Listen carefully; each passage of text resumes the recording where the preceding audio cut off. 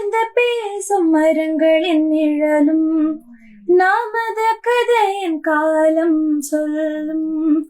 உதிர்ந்து போன மலரின் வாசமா தூது பேசும் கொலுசின் ஒலியே அறைகள் முழுதும் ஆண்டுகள் சொல்லும். உடைந்து போன வளையலின் வண்ணமா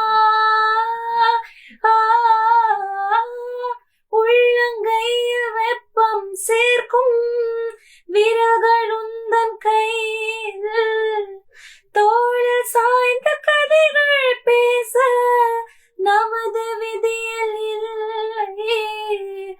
முதல் கனவு முடிந்திடும் முன்னமே தூக்கம் தொலைந்ததே.